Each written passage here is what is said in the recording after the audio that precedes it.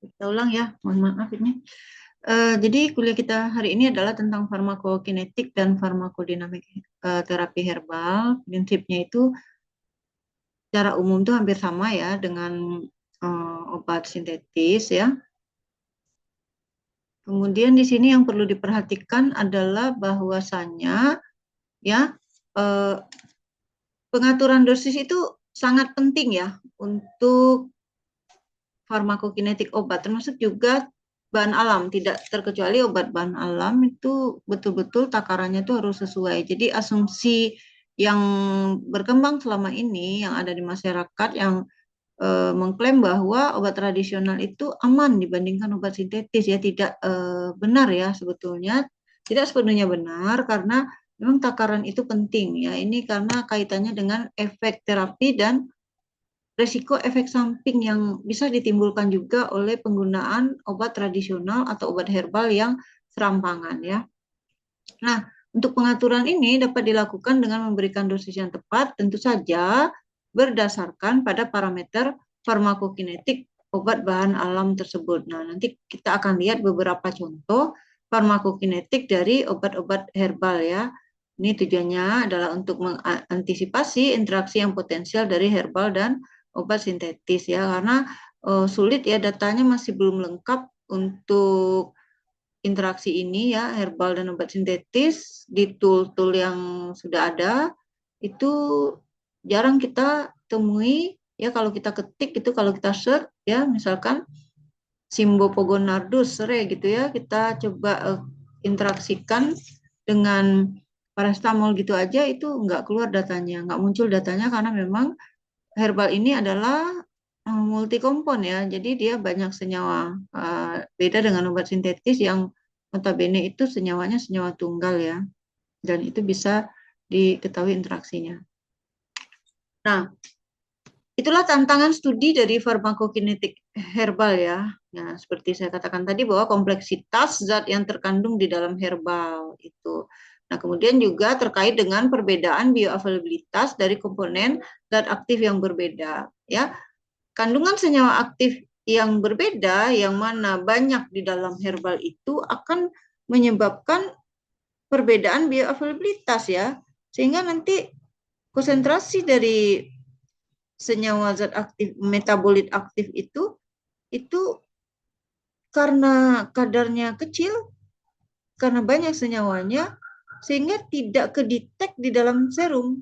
Konsentrasi plasma serumnya itu sangat kecil, instrumen atau metode yang digunakan untuk mendeteksinya itu pun sangat sulit ya untuk memunculkan datanya ya, untuk memunculkan berapa konsentrasinya ya. Mungkin yang instrumen-instrumen seperti HPLC ya, atau misalkan senyawa yang berupa gas ya, misalkan gas ataupun liquid ya, nah, bisa lah dengan GCMS ya seperti itu. Tapi kan tidak semuanya, mahal juga ya biayanya untuk mendetek apa-apa saja kandungan senyawa yang terdapat di dalamnya. Dan itu pun datanya nggak tersajikan lengkap ya. Oke, jadi tidak semua hasil penelitian pada hewan dapat dikonversikan untuk diaplikasikan pada manusia ya.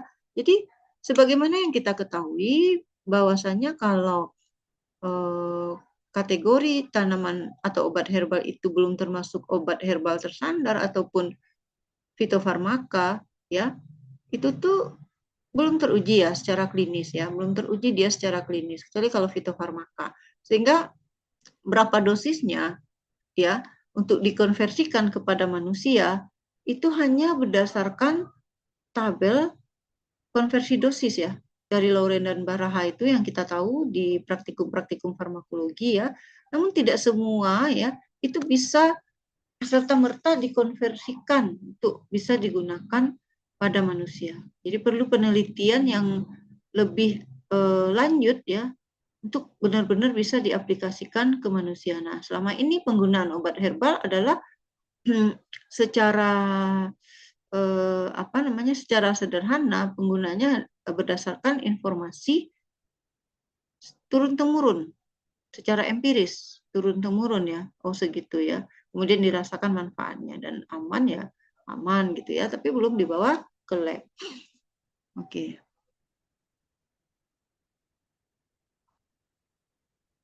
Oke.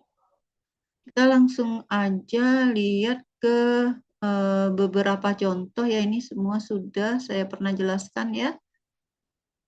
Kenapa harus belajar farmakodinamik, menjelaskan efek utama obat, Anda sudah tahu ini. Kita lihat aja contoh ya, lihat langsung contoh farmakokinetik dan farmakodinamik herbal medicine ya. Nah, ini ada tanaman ginkgo biloba ya. Yang kita kenal selama ini itu adalah untuk melancarkan peredaran darah ya. Nah, ini ada beberapa percobaan farmakokinetik dengan parameternya ya. Dari senyawa aktif gingolit dan bilobalit ya. Nah, di sini ada beberapa percobaan di mana subjek ujinya ini adalah manusia ya. Ini ada gingolit A dan ada gingolit B. Jadi dia ada dua subtipe juga, dan ini adalah bilobalit atau bibolit ya. Nah, di sini jumlah subjek ujinya 15, pemberiannya semuanya ada beberapa yang intravena juga ya, dicobakan. Ini oral. Kemudian dosisnya ini ada bervariasi ya, ada 160 ya miligram. Nah, ini untuk manusia ya, dengan berat badan standar tentu saja 70 kg ya. Nah, ini dosisnya, ini saya kurang paham dosis berapa, 4,08 pangkat 3 ini. Nah, di sini ternyata setelah dilakukan sampling, dari parameter farmakokinetiknya didapatkan Tmax ya, waktu untuk mencapai konsentrasi plasma maksimal. Ini kalau kita lihat ya, bervariasi. Ada yang 2 jam, ada yang 4 jam ya, ada yang 4 jam, ada yang 3 jam ya, ada yang 1 jam. Nah, jadi tergantung nanti ya, tergantung bagaimana ini oral sama oral ya. Nah, ini mungkin ada perbedaan dalam bentuk sediaan. Maka nanti akan berpengaruh juga terhadap parameter farmakokinetiknya ya. Kita coba lihat keterangan di bawah. Ini juga Cmax yang tercapai ya, berapa nanogram per mililiter ya. Ini pada gingolit A itu Cmax yang tampak setelah 2 jam adalah 41,8.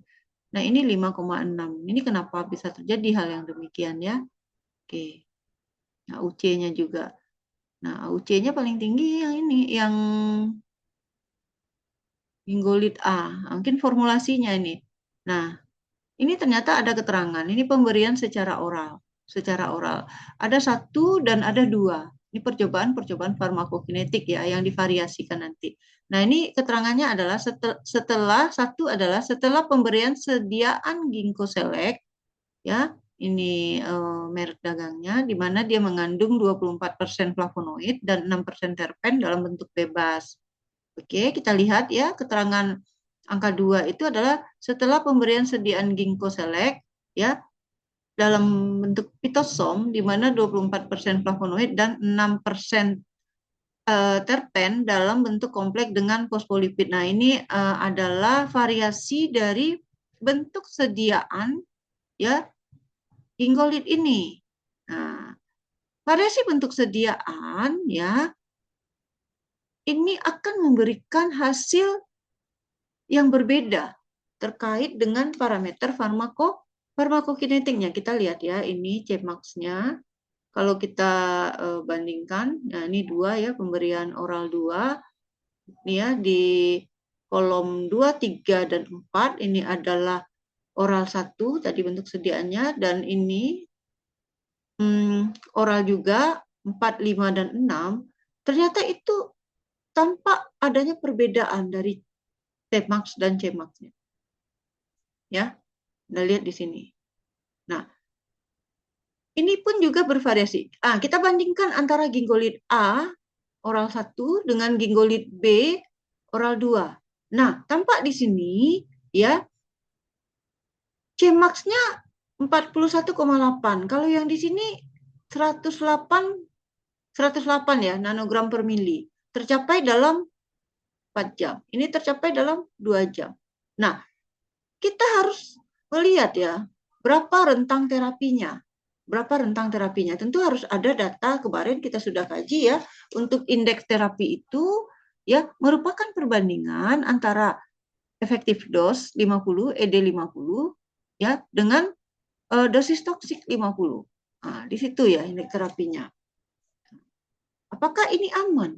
Ya, kalau diformulasi dalam bentuk oral 2 ini yang Ginkgo Select Phytosome, ya, dia dalam bentuk kompleks dengan fosfolipid, apakah dia merilis 108 Cmax ini dia tidak melampaui kadar toksik minimalnya.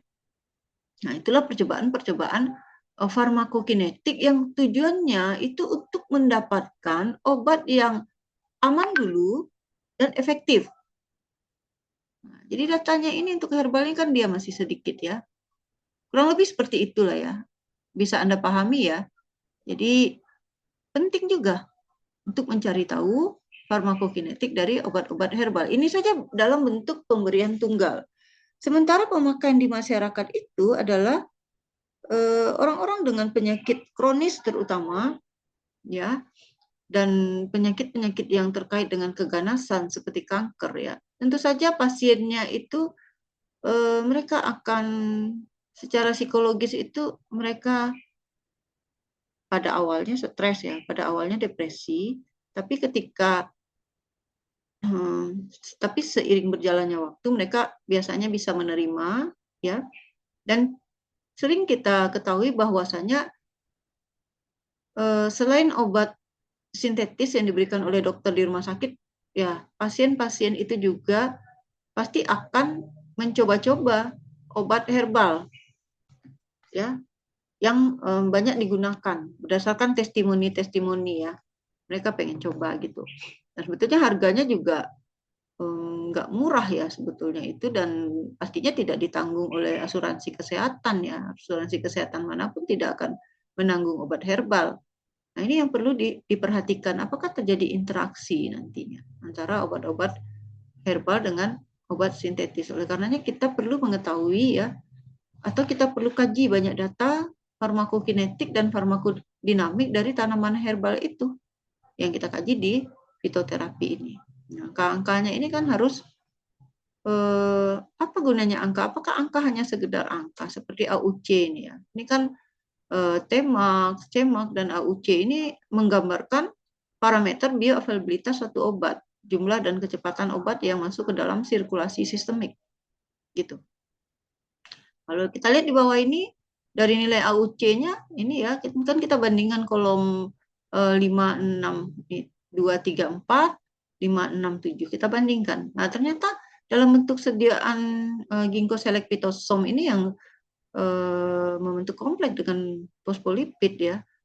Nah, ini AUC-nya itu bisa mencapai 3 kali lipat dari AUC yang untuk sediaan pertama yang tanpa di dalam bentuk kompleks dengan fosfolipid nih. Nah, apakah ini bagus ya AUC-nya? Artinya dia masuk nih ke dalam sirkulasi sistemik ya. Masuk banyak jumlah yang diserap. Makanya bentuk sediaan juga berpengaruh terhadap farmakokinetik dari herbal ini. Jadi sediaan-sediaan herbal yang beredar di pasaran, apakah dia dalam bentuk ekstrak yang dimasukkan dalam kapsul begitu saja, atau dia dimodifikasi bentuk sediaannya ya, nah, dimodifikasi ya dalam suatu teknologi farmasi, nah, itu akan sama hasilnya. Dan ternyata tidak ya dari penelitian Ginkgo biloba ini.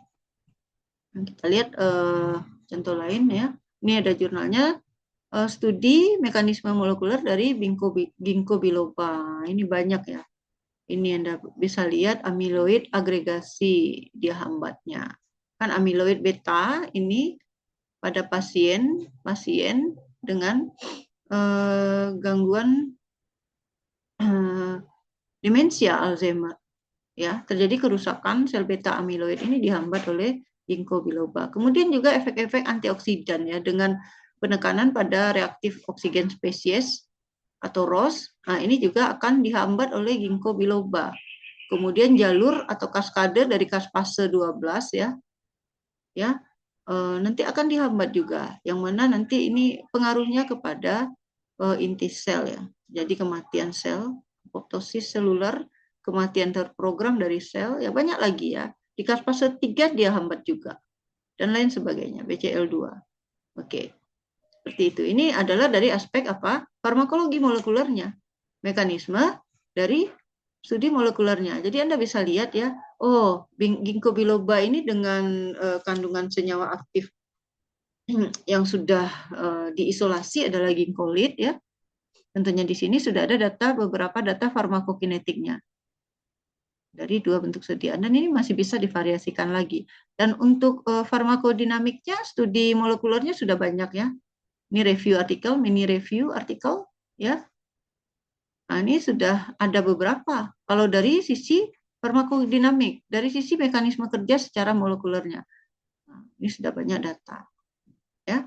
Apakah ini bisa diangkat untuk menjadi fitofarmaka yang sudah melalui uji klinis dan bisa diresepkan oleh dokter? Nah, ini masih jadi tanda tanya ya. Coba Anda nanti cari ya, sediaan-sediaan yang mengandung ginkgo biloba, apakah sudah ada ya hasil uji klinisnya dan bisa diresepkan oleh dokter. Next adalah contoh dari kurkumin ya. Nah, kurkumin ini ya, ini apa ini? Laos. Ya, laos ya, banyak ya, kurkumin dari kunyit juga. Pokoknya empon-emponan. Oke. Farmakokinetik kurkumin. Ah, udah ada datanya kurkumin ya. T-setengah absorpsi sekian. T-setengah eliminasi sekian. Nah, ini lihat T-setengah eliminasi setelah 1,45 jam, dosis selama 1,45 jam, ini dosisnya berbeda. Anda bisa lihat ya, dosisnya yang 1,7, 2 gram per kilogram berat badan, yang 1,45 dosisnya separuhnya ya. Oke. Jadi itu berbeda-beda. Dari parameter farmakokinetiknya beda-beda, tergantung dosis yang diberikan. Nah, kenapa nggak 2 kalinya ya? Nah, kenapa tidak 2 kalinya? Tentu Anda harus pahami apakah ini farmakokinetiknya mengikuti order 1 atau order 0. Linier atau tidak linier ya. Jadi beda-beda. Dari data ini kita ketahui bahwasannya dosis yang berbeda akan memberikan parameter farmakokinetik yang berbeda. Itu kaitannya nanti dengan efek dari yang ditimbulkan oleh obat ini sesuai dengan dosis yang diberikan. Tentu saja nanti efek sampingnya ya. Oke. Nah, ini sudah banyak penelitian farmakokinetiknya si kurkumin. Ya. Anda lihat di sini ya. Kurkumin, kemudian kurkumin sulfat dan kurkumin glukuronidat. Ya. Ini pemberian, ini sampel urin yang dikumpulkan selama 24 jam ya setelah pemberian dosis. Nah, ini jadi divariasikan. Jadi intinya adalah sudah banyak ya. Tuh, ini metabolisme dari kurkumin. Jadi ini beberapa contoh jurnal yang saya paparkan di sini. Nah, ini kajian apa lagi? Ini adalah kajian tentang aktivitas antiinflamasi dari kurkumin. Nah, di sini adalah kurkuma longa ya.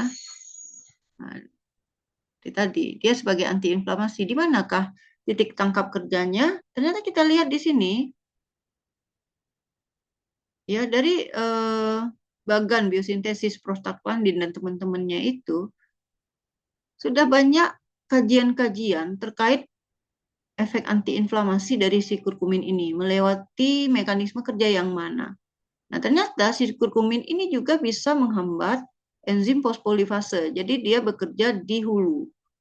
Ya, dia bekerja di hulu. Kita tahu bahwa pada saat terjadinya nyeri ya, maka akan menyebabkan kerusakan dari membran sel sehingga tubuh akan mensekresikan fosfolipid ya.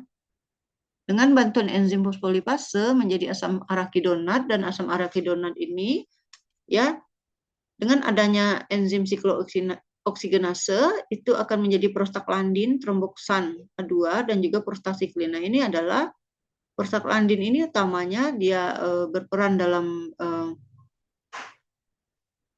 menimbulkan rasa nyeri, dia merupakan mediator penyebab nyeri, tapi di satu sisi prostaglandin ini juga berperan dalam membentuk lapisan mukosa lambung.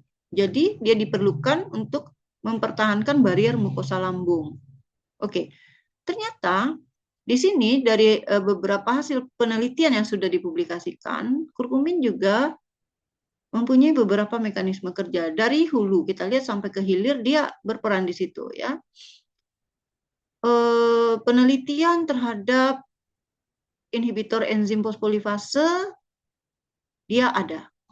Dia mempunyai aktivitas penghambatan terhadap enzim fosfolipase sama halnya yang diberikan oleh agen antiinflamasi steroid ya.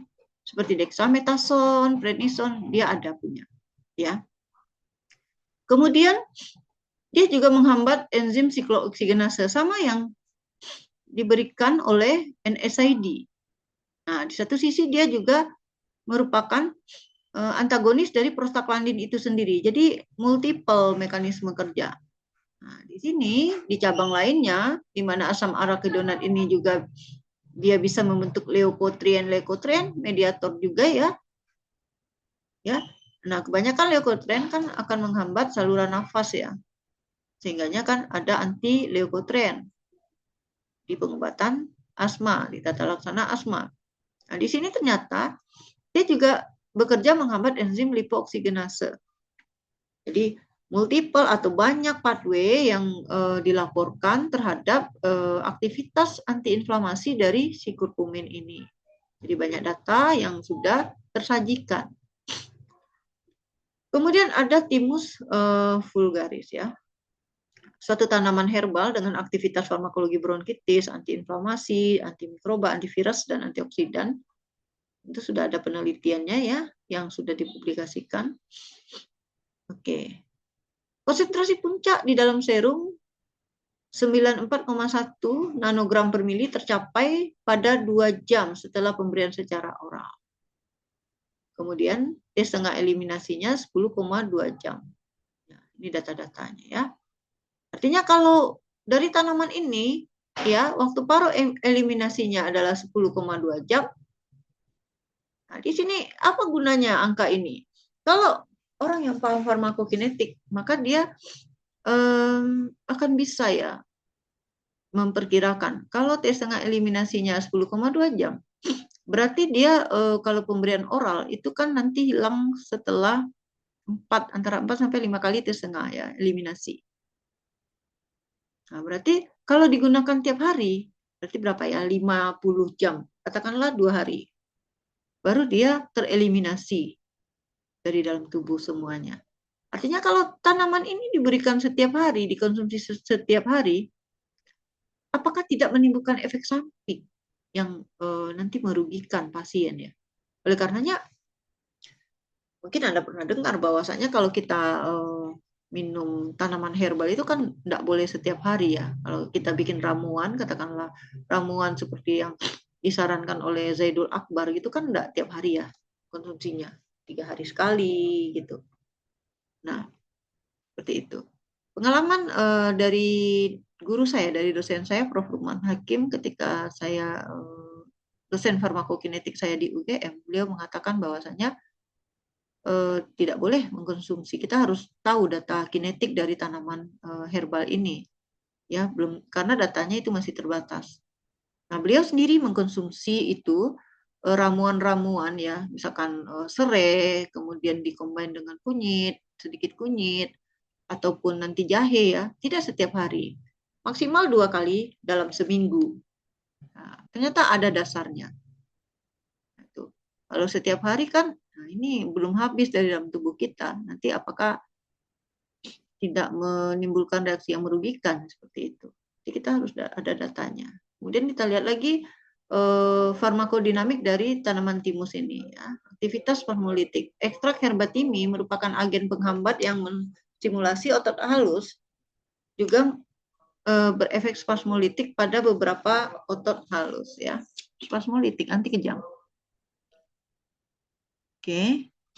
Minyak asiri pada timi ya juga digunakan untuk relaksasi otot pada trakea. Oke. Kemudian timi juga mempunyai aktivitas antibakteri ya. Ini ada beberapa laporannya, anti jamur juga. antioksidan. Kebanyakan tanaman itu dia mengandung antioksidan ya, efek antioksidan, anti alergi, anti inflamasi dan segala macam. Nah, ini tongkat ali.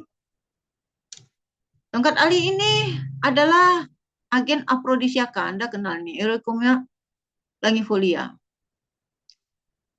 Ya.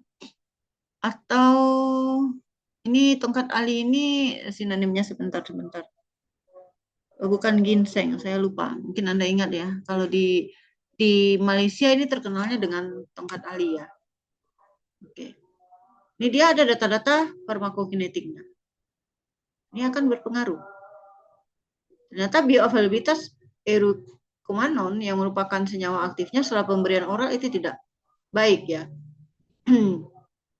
Bioavailabilitas absolut dari euricomanon setelah pemberian oral hanya 10%. Nah, enggak bagus dia. Itu data-data seperti ini ya. Garlic juga. Jadi Anda ini nanti bisa Anda baca sendiri, Yohimbin juga. Ini ada beberapa contoh yang ada di materi ini ya. Oke, saya kira itu ya. Nanti bisa Anda pelajari sendiri untuk kemudian nanti pada minggu berikutnya kita lanjutkan atau mungkin ada bahasan-bahasan yang perlu Anda cari jurnalnya. Demikian dari saya, terima kasih. Assalamualaikum warahmatullahi wabarakatuh. Waalaikumsalam warahmatullahi wabarakatuh, Ibu. Terima kasih, Ibu. Ya.